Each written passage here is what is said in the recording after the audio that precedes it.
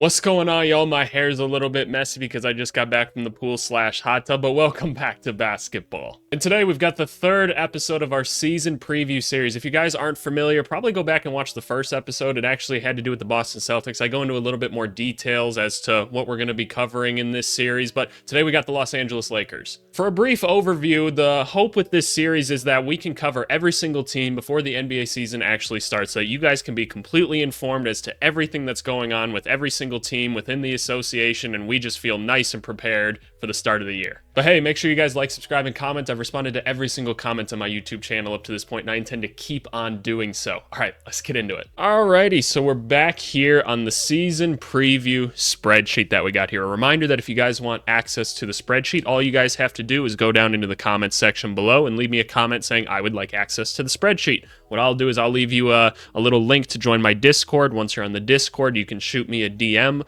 on there, and once you do that, I'll hook you up with a spreadsheet. Pretty nice, pretty simple. It's good for my marketing, good for the algorithm. You get a spreadsheet out of it. Really, really fun. We're going to be going through a bunch of different things on here, whether it's additions, losses, roster breakdowns, the possible rotation that you could see from this team. We'll talk about gaps that they have, some potential moves maybe that they could make. I just really want to get you guys prepared with these videos for what this season kind of has in store for, in this case, the Los Angeles Lakers. But without further ado, let's get into it. Now, actually, a quick reminder, this is being recorded on August 4th. I'm currently on my honeymoon right now, so I'm trying to pre-record a couple of these to get started so that we're on time by the start of the regular season. So just know that if anything kind of happens with any of these teams up until the point of the season where something significant happens, I'll go back in and make kind of a little edit video. It won't be quite as long as these, but we'll make some sort of adjustments to them one way or another. I want you guys to be prepared.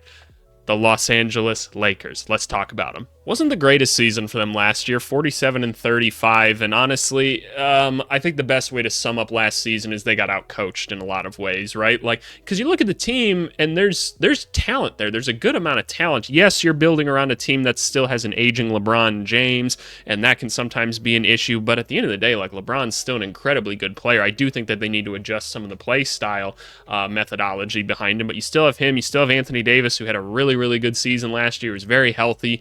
And you've got good players, D'Angelo Russell, Austin Reeves, like Vanderbilt was hurt for points, but like you still had like Rui Hachimura.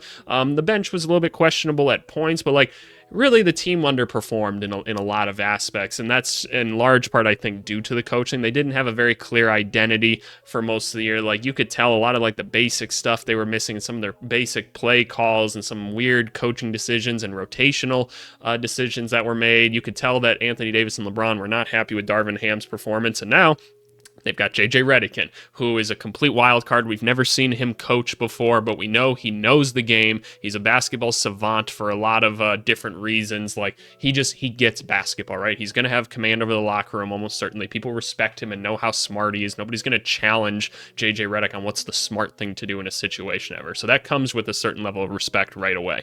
The contending or the franchise status I've set for these guys is contending. They're trying to win a championship. For those of you that don't know, I also have selling, rebuilding, growing, but they fall into the contending spot, and I think that's rightfully so. They've got a good basketball team, and they're in position to make more moves if needed. But let's talk about some of the goals that I have for them this year. Establish a system. You've got a new coach that's almost certainly going to take you into a whole new age of basketball. Figure out what that system is, figure out what players are going to fit well in it, basically figure out your identity in a lot of ways. Find a spacing big. I think that part of the issue that the Lakers have had up to this point is that they've struggled to find either like a 4 or a 5 that they can play next to Anthony Davis reliably to kind of keep the offense moving, to give him ample space to do what he does so well. And actually, it's been great to see Anthony Davis playing like Team USA and really kind of like settle into his particular role. I think it's been really cool for him, but I think if we could find a way to get a type of player like that on the team, that'd be great. And then I have figured out the point guard position, and here's why. I like D'Angelo Russell a lot. He had a good season last year, all said and done, and I know like you guys will love to pull like single games out of here or there or whatever, and like that's just not a good way to evaluate someone. The dude's an incredibly good basketball player, and if you knock on his like low games, you better talk about his high ones as well that he had in the playoffs last year. So D'Angelo's really good. I really like D'Lo a lot. I think he's a good player to have on this team actually as well, but it sounds like they're looking to move him and we don't really have a great backup in Gabe Vincent necessarily. We're just very unsure of him. He played well in Miami. A lot of guys don't always play well once they leave Miami, but he was hurt most of the year too. So we got to figure out the point guard position one way or another. But let's go talk about the couple moves that were made during the offseason and the new kind of roster outlook. Alrighty, so we're on to the additions and losses page. This is a pretty basic offseason for the Lakers in comparison to some of the other teams that we're going to take a look at here.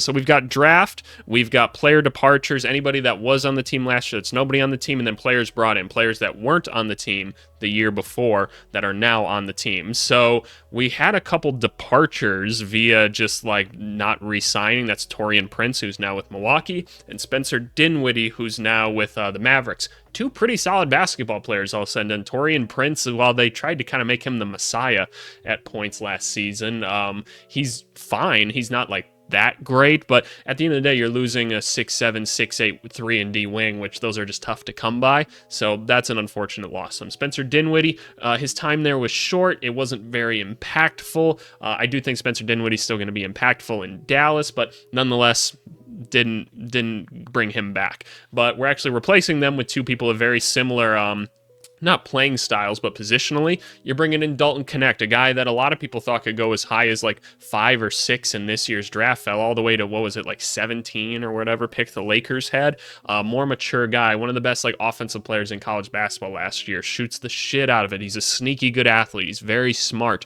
Not the best defensively right away, but he doesn't always have to be right now, right? We would hope that he is, but he still brings some size at like the 6'6" to 6'7" range, and like we said, can shoot the basketball. JJ Redick's going to know how to use him and his gravity that he'll inevitably have to help open up space for other people. That's great. And obviously, we've got Bronny James. We don't expect him to see much floor time this year. It's just kind of exciting that he's on the team more than anything else, but he does come in as like another like guard option out there, like kind of a bigger, stronger guard type play. And I do think that Bronny's going to be a decent player one day. I just think he's too smart. He's too athletic. He gets so much of the game already. It's just the scoring's not really there right now, which that's fine. Like, I'd rather teach scoring than some of the other things. That's how I used to recruit in college more often than not, was like, find the good defensive players. I can teach you how to play offense in a lot of ways. So that's just my philosophy with it, but a pretty simple like off season in that case, where just 2 players left. You brought in 2 young guys of similar positions and everything, and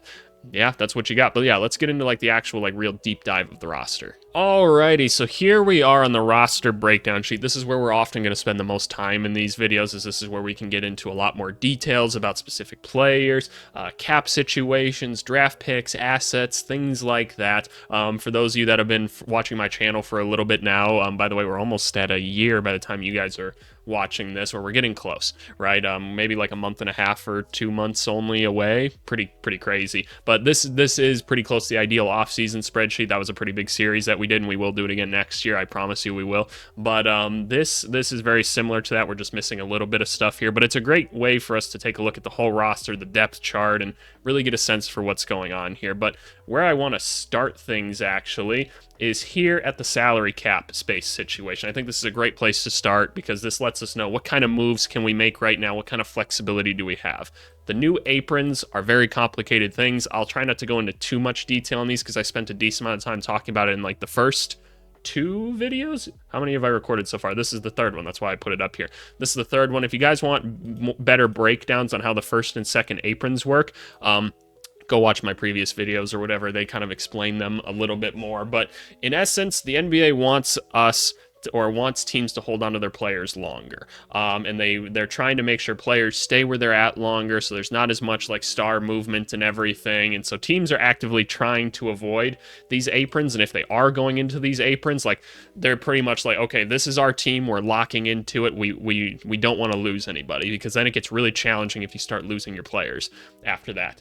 You'll notice that the Lakers here haven't hit the second apron yet. And that was a strategic move done by none other than the GM himself, where he had a certain contract and the Lakers were like, hey, dude, like, Mr. Billionaire, if you just like shave, like, it was like $2 million off or something, we actually don't hit the second apron. So can you throw us a bone here so that we can have more or more flexibility throughout the season, lead GM said, yeah, man, just make sure you draft my kid. And they were like, sir, yes, sir, right? And that's basically what happened. I don't think that's the actual order it happened in, but you guys know what I'm saying. So LeBron did them a quick favor, threw him a couple $1 million back, and now they're not in the second apron, which means they have more flexibility to make other moves. So they find themselves in the first apron, so they can't do sign-in trades. That's basically one thing they can't do. They can't use the biannual exception. They can't use more than the taxpayer portion of the mid-level exception. Signing a player who was waived during his current season.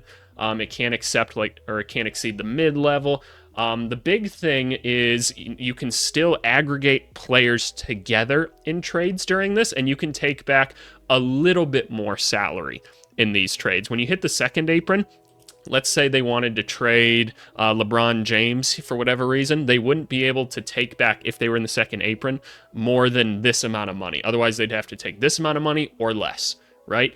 And if they were in the second apron, they wouldn't be able to say, let's combine these two guys. It equals out to about seven something $million.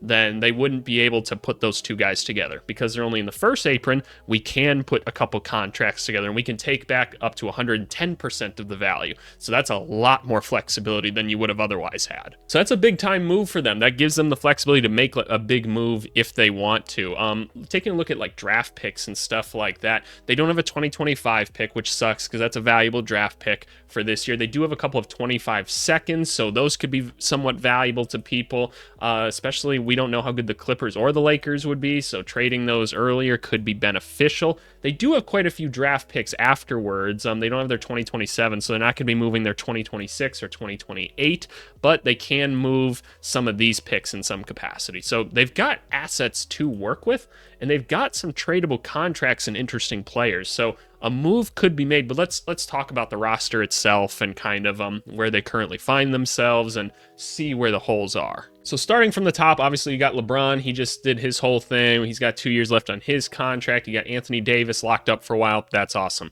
D'Lo opted into the last year of his contract. I'm actually kind of surprised about that. I know there's going to be more money available in free agency next year, and he probably wants to bet on himself. I feel like he would have gotten a decent amount of money this offseason. That's just my opinion at the end of the day, but I guess he likes being in LA and he was cool to play for this. So fair enough, but not a bad idea if they want to trade him. I do think that you can make it work with D'Lo, but I understand if that's something that they want to do. Rui Hachimura, he's got 2 years left on his deal. Rui's a guy that I look at and I go, there's more to this guy's game. I really think that there is. You see, especially in like international play, when he gets to kind of be the primary ball handler, he gets to run more of the offense. I think that it's really beneficial to him. I think you see that he's got some creativity to his game. So I don't know if the Lakers ever really get to truly utilize him. So maybe he's a good trade piece, but he's also a pretty solid off-ball player at times. And there are other guys that we want with the basketball, and we'll talk about them. So I don't know where we fall with Rui Hachimura too much. Austin Reeves, that's a guy that we expect JJ Redick to try and unlock a little bit more. I think that with both Austin Reeves and D'Lo, those should be your two primary ball handlers on this team. And I know LeBron James is on this team, but LeBron is getting old, and we want him saved. We don't want him having to run as much of the team. D'Lo is a very, very good primary ball handling option. Austin Reeves, I think, is a very good secondary ball handler option. I think we've seen some of his best basketball when he gets to be a ball handler. He's great in the pick and roll at navigating that stuff. So I think when you have both of those guys working alongside Anthony Davis and you can have LeBron playing off ball, I think that's where you're going to start to see a little bit more value. And that's why it'd be great then if you could pair that with another spacing big or something like that, because Jared Vanderbilt, we know, just is pretty hopeless from the outside. Rui's solid, but it'd be nice if you could find a Cam Johnson or something like that to kind of throw on this team to help make all the pieces fit together. Anyway, Gabe Vincent, he's still got 2 years left on this deal that they gave him. He was hurt for most of last season, and then when he did play, he was pretty rough. So I guess we'll see if he's going to be more playable this year. Jared Vanderbilt, elite defensive player and rebounder. But again, was hurt for a lot of last season, and the spacing is really, really hard, so it's hard to play him next to an Anthony Davis. Max Christie, we're hoping for a bit of a jump with him this year. Lengthier wing, pretty good athlete, showed the ability to come off the dribble a little bit and hit some shots last year. Let's hope he can kind of start to build on himself. He's got a new contract now. Jalen Hood-Schifino was their first-round pick last year. It's pretty rough. Didn't get a ton of burn, and when he was out there, he was pretty bad. I hate just saying that he was bad, but he kind of was, so we'll see what he does in his next season. Don't expect him to be too impactful.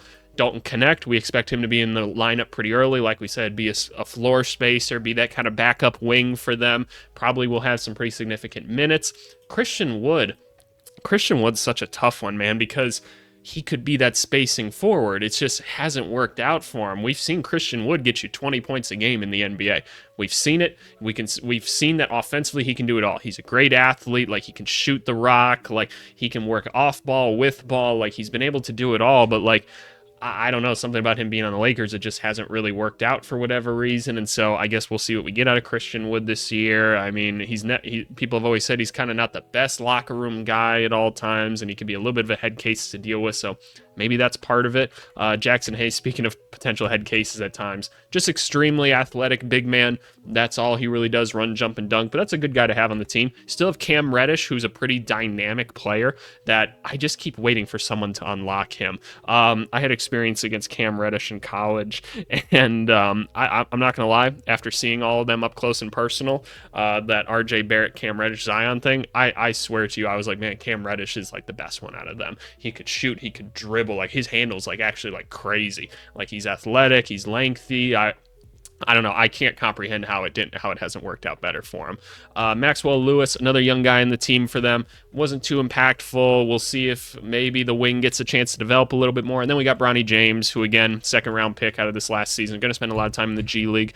Probably have some cool moments at some point during the season where he gets to get in, but more of a developmental piece for the team. So you see, we got no roster spots left, and that's because it was a pretty simple thing this season. 2 out, 2 in, nothing else too crazy. But if we take a look at the depth chart, right, so we feel pretty solid about the first 5. Like I said, like, Rui's a potential trade piece for you. It sounds like they might try to move D'Lo. We don't exactly know, but I don't mind this first 5 at all. I think we got some good basketball here. It's when we get to the bench where we get a couple more questions, right? I think if you look at like the backup point guard, you have immediate question mark, and then you have no certainty of anything all between Gabe Vincent and Jalen Hood-Schifino. Max Christie, you presume that he'll be a decent piece for you. I kind of put Bronny James here at like the 2. You could probably justify even putting him like here, because that's probably where he's going to end up eventually. So really, you got like 1 reserve, 2, maybe you throw a Maxwell Lewis there or something like that. But Max Christie should provide us some decent minutes this year. You got Dalton Connect again. You should have some help there at the wing between him and Cam Reddish. Somebody should fall into that spot nicely. One of these guys has to work out. And then Maxwell Lewis, like I said, we'll see if he develops into something. Jared Vanderbilt, you expect to be a pretty good contributing piece in some fashion. While the spacing is annoying, the defense and the rebounding is still superb. It's a great skill to have. So you feel good about him being somewhat of an option. Maybe you can even play small ball with him at points and throw him at center. I don't think that's the worst idea. And then we got to figure out something between Jackson Hayes and Christian Wood. It'd be nice if Christian Wood could just get it figured out and kind of get out there and be who he was offensively. That'd be a great piece. I mean, hell, he could low-key start at points if he really got back to that. But even though he was never like the best defender or whatever, you get Anthony Davis out there, it doesn't matter as much. But one of these guys has got to figure it out. So there's some question marks on this team. And you know what? I kind of want to explore just a little bit what a potential move could look like. I know I haven't done that in these videos yet, but maybe I'll start to do them. I make this shit up on the fly, y'all. So y'all know I had to do it. I had to go back to Fanspo. I just love Fanspo. And they've already got the trending players of the Lakers on here. It seems like some Lakers fans have been on here trying to make some things happen. So I want to explore the possibility of it. And I don't want to do this too much in these videos because this is supposed to be a preseason preview. It's supposed to help you get ready for the season. But I'm going to assume that because you guys are all basketball sickos like me, that there's probably something within this that you guys are just curious about because it's fun to fantasize about this stuff. So just looking at like other names available, I feel like the most obvious answer is like a Cameron Johnson. Okay, so there he is. How can we get Cam Johnson on this team? This shouldn't be too hard to navigate. So Cam Johnson's making $23 million. Remember, we can take back up to 110% of things. So just kind of a hypothetical, and like we're not going to go adjust it on like the actual sheet or anything. I just want to see how easy this would be to actually make happen. So you'd send over Rui, and then who else are we sending over? Some young guy that maybe they could be interested in. Would they be more interested in Jalen Hood-Schifino or like a Maxwell Lewis? Like, is this even a trade that can be executable. I'm not going to even try to do that math in my head. No, okay, they can't. So we have to add a little bit more money than what Maxwell Lewis is worth. So I mean, screw it, honestly. Yeah, you can have Jalen Hood-Schifino then. Let's do that. I assume that works financially. That doesn't work financially? Really?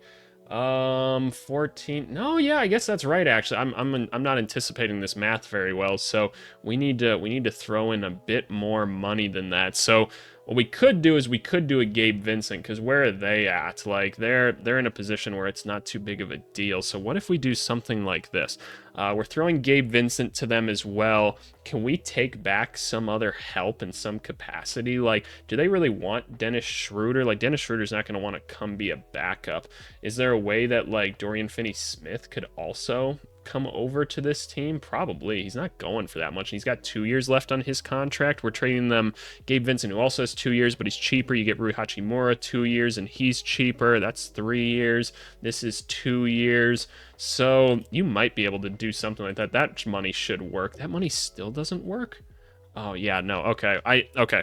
It's Sunday. Let me do my math quick. Okay, so it would have to look something like this, where it's like Rui, Gabe Vincent, Jalen Hood-Schifino. So basically, we're asking them to get off some contracts a little bit earlier. They get a young player, and then obviously we throw in some sort of pick or something like that because we're trying to win right now. They can have like the 2029 pick. Maybe we say it's like top 3 protected or something like that, just because. I think that's probably fair, and then we do something like this, right? They get a first-round pick, continue their rebuild, they unload Cam Johnson, they get a young player to try to build around a position that they could use, they get Rui, basically they get off their money a little bit sooner, so there you go. That's a possible trade idea. You bring in Cam Johnson, throw him in for Rui. I think you've already got a much better team. But regardless, this is a season preview, so that's just something to kind of think about, fantasize about, you Lakers fans. But let's move on to the actual rotation. And I put a question mark around this, and I'll say it in every video because, look, I don't know what their actual rotation is going to be at the end of the day. But the reason we do this is it's an activity that I would do at the beginning of seasons as a coach to basically be like, okay, what's our goal for the amount of minutes that we're kind of trying to average these guys out in, because there's going to be games where guys play less, guys play more, right? That's just how sports works and the unpredictability of it. So I kind of went through and I mapped it out like this. I imagine like D'Lo getting a pretty good amount of minutes. I thought about giving him more because I'm like, I don't trust the other point guard spot, but I wouldn't mind having Reeves play some point guard. I'm probably going to count on him more to do that. And look, just because of how this roster's set up, there's just going to have to be more minutes towards like the top 7 versus the next couple guys, or 8 after that. So I kind of imagine these guys kind of splitting the point guard duties. Obviously, LeBron can handle the rock as needed, but we're trying to keep that to a minimum. LeBron's a little bit older, so I'm not going to put him up there towards the normal top of the minutes type guys. We're probably going to want Rui and AD playing a little more, with Rui being an emphasis of like, how much can we get out of him? Because I do think there's more talent. I think he's in a position that's probably the best fit next to AD. So how can we try to maximize that? Then going to the bench, you got Jared Vanderbilt is probably like the 6th man, playing him a pretty good amount of minutes just because the defense is so impactful and the rebounding. Who do you play him with? It's hard to say. Like, obviously, you're not going to have, like, him, Rui, and, like, Davis out there at one time. At least I don't think so. That doesn't sound like a rotation that'd be great to me. You'd have a lot of strength and, like, defense, but I don't know. I'm going to try not to play them too much together. You probably want 2 of these 3 in, though, at all times in some capacity. So that's kind of what I imagine with that. Dalton Connect kind of coming in, playing a good amount of minutes for a rookie. Again, we're going to need the spacing and at the wing from somebody. That's where it's going to come from. Max Christie, I could honestly see these 2 being swapped at some point, but we're going to hope that Max Christie's taking some sort of a small leap now that he's got his new contract. He's another year older. Hopefully he's an even better floor spacer and another good transition player, because that's one thing that this team's missing too. This team can't get out and run like at all. Max Christie's probably like the only hope of that, which makes it just harder as an offense because you don't get as many like freebies. So that kind of sucks. And so Max Christie's going to have to try to turn something or create something at some point. And then we just got Gabe Vincent and Jackson Hayes kind of playing some spot minutes as necessary to kind of fill in, be a gap between rotations. And that's kind of where I'm viewing it. Hopefully Gabe Vincent can prove to be as valuable as he was on Miami at some point, but That's kind of what I imagine. And then Cam Reddish, Christian Wood, like these are kind of the next guys. I could see Cam Reddish getting on the court somehow. Don't feel as good about Christian Wood as maybe like a Jackson Hayes at the current time. By the way, what order did I have them in here? Okay, I had them in the right order. Again, Maxwell Lewis, a little bit older than some of these other guys, so we'll see if maybe he gets on the court a little bit sooner. And then you got Hood Schifino and Bronny James are kind of the projects right now. So that's kind of how I'm viewing the rotation for the time being. I don't know if they make like a trade or something like that, who we lose in this, but for the time being, this is how I'd start the regular season. But alrighty, time for the standings prediction. We've done the Celtics and we've done the Grizzlies. So we've got the Lakers up next. When I press this button, it'll show you where I think they're going to go. Make your predictions now. Go in the comments and be ready to comment angrily if you disagree with me. We're doing a little bit of a thumb roll. There they go. I got them at the 9 seed. Yeah, playing for the Lakers is the highest that I could reasonably put them. Look, we've got some certain question marks here. Like, we don't have a creator off the bench. We kind of have creators like in the first 5. Again, I'm curious to see how JJ Redick can kind of maximize this team and everything, but there just are certain deficiencies here. Like, we're putting a lot of pressure on a rookie to be like the spacing wing, like 3-and-D wing on this team. We don't have a clear like backup center on the team. Don't have a clear backup point guard. We don't have a spacing like wing to necessarily put next to Rui at all times, or like AD. So there's certainly some question marks that it's going to make it harder for this team. I do think they're going to perform like just more cohesively than last year, but this is probably the best place I could put them. I mean, if we grade like their offseason and everything, it wasn't bad, because like their roster's not bad, it's just not great, and there's only so many moves they can make. But I do think going after like a Cam Johnson or something would really go a long way for this squad. But hey, you guys let me know what you think at the end of the day. This is just my idea. This is just me kind of preparing you guys, giving you a little bit of insight as to where the Lakers are currently, but curious to hear your guys' thoughts. So thanks so much as always for watching. We'll talk to you guys later. Thanks so much. Bye.